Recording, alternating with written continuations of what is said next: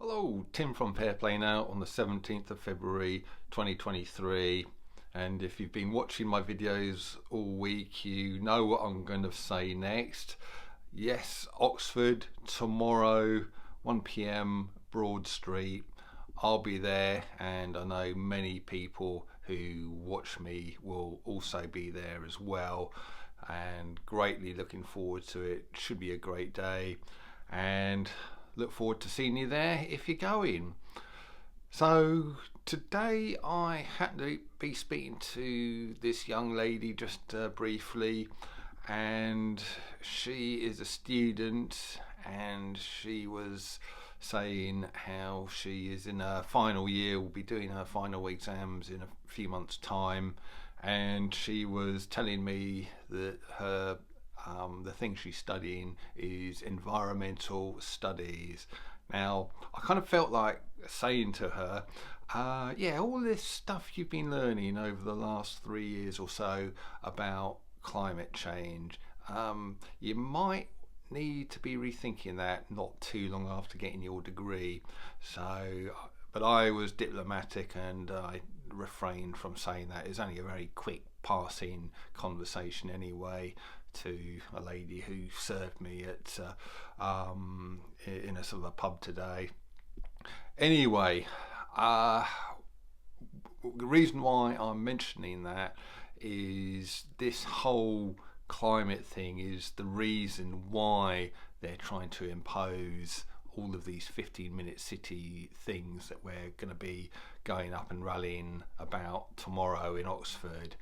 And I sincerely believe, you might think I'm right or wrong on this, but I sincerely believe that it's just another scare tactic like the lurgy to ultimately get more control and more draconian measures in against the population of pretty much every country in the world. It's the old Hegelian dialectic, I think it's called, problem, reaction, solution. So you dream up a problem, could be the lurgy, could be the sort of whole climate thing, but you go on and on and on about this problem for ages and ages and ages until you get a reaction from the public, the population. Oh, please, we're clamouring for some kind of solution to this terrible, terrible problem we find ourselves in.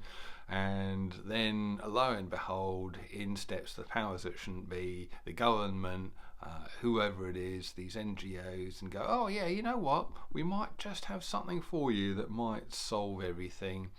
And of course, you then start asking the question, was the solution brought in for the problem, or was the problem brought in for the solution? And that is how, the latter is how I think, and how many people who watch this channel as well sort of think on that particular thing.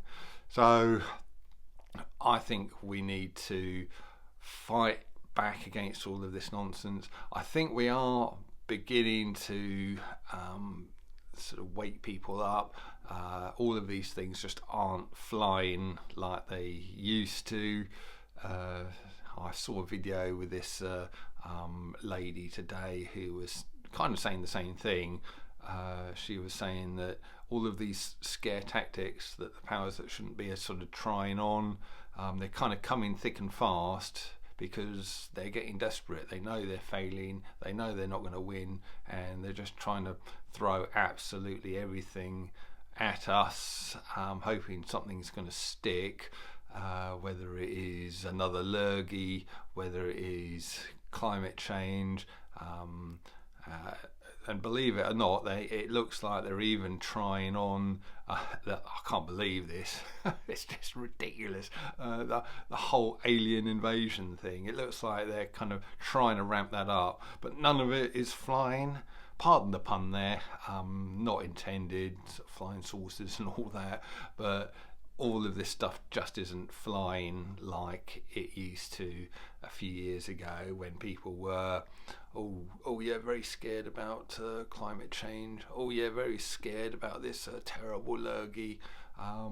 Yeah, I think many people are waking up to it. Maybe not in a kind of a loud way like I am. They don't really go on about it.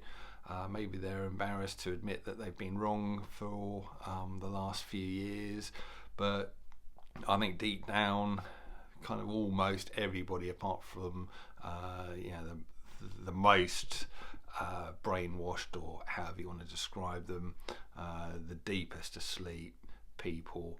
But apart from them, I think everybody else is just saying, nah, we're not wearing this, we're not buying it. It's just a load of nonsense. At least that's what I'm hoping.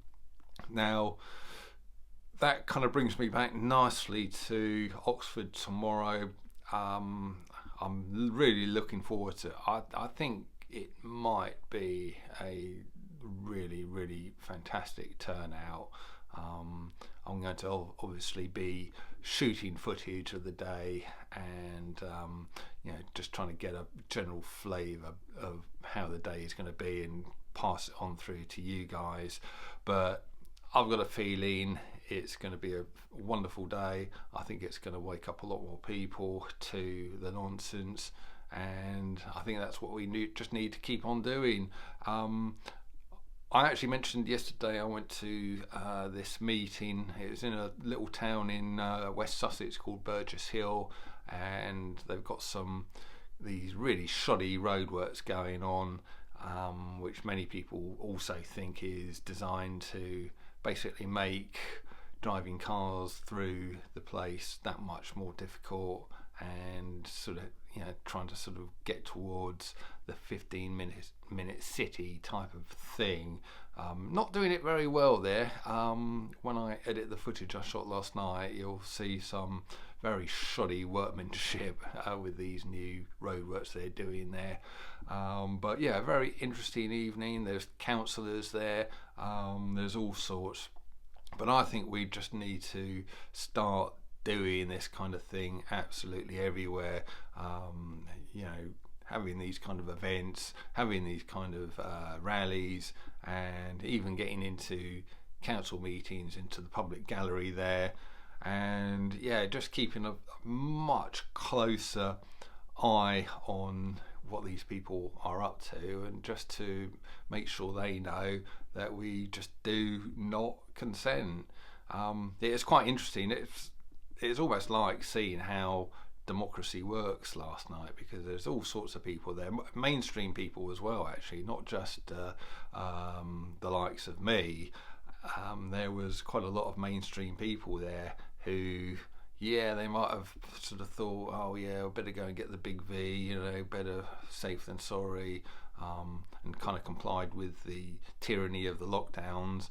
But when it comes to telling people, well, no, you can't drive your car here, you can't drive it there, otherwise you're going to be looking at fines every time you do so, even those sort of people are starting to sort of think, hang on a minute, what's going on here then? No, I'm not going to have this.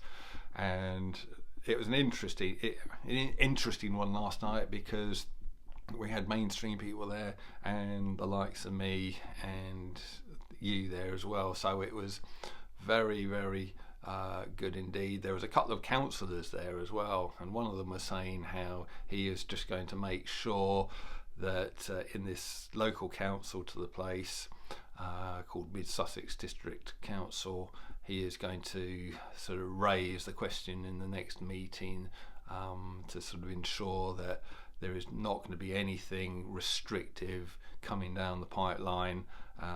So we are starting to get the attention of councillors and all sorts, and I think we're going to get a lot of attention from those sort of people tomorrow as well. I think everybody in the government, local governments, etc., are going to have their eye on Oxford tomorrow, and we're going to have to wait and see how these things pan out.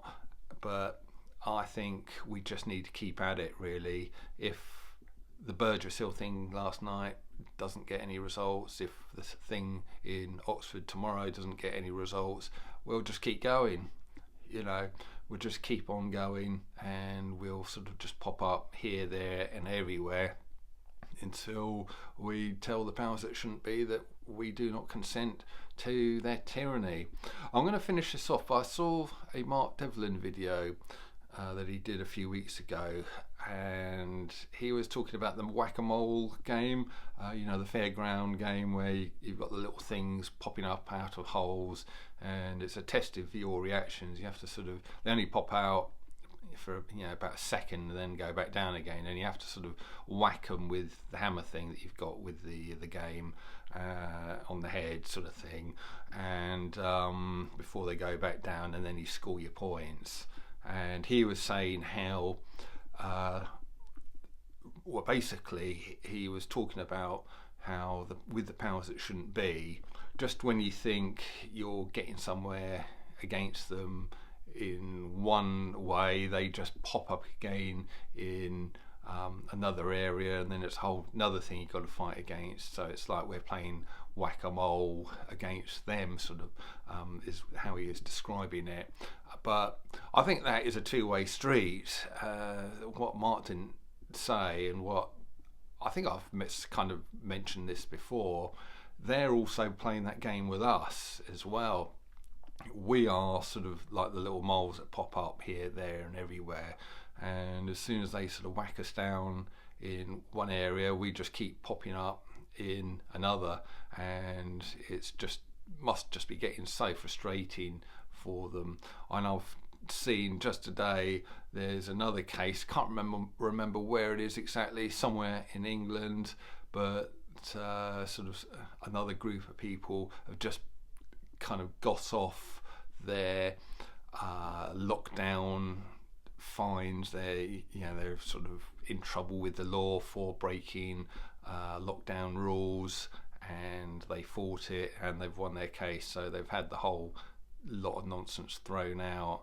So we're getting results like that, and we're popping up here, there and everywhere, and they're having to play this whack-a-mole game probably even harder with us than we are having to do so with them, and I think they're getting seriously worried. So anyway, with that little message of hope, I'm going to leave it, going to get ready tonight for Oxford tomorrow. Really looking forward to it, and if you're going, look forward to seeing you there, and I'm sure we're all going to have a very good day, a very positive day, and I think we're going to get attention, and I think we're going to get results as well. So I'll leave it. Tim from Fair Play Now, thanks for watching.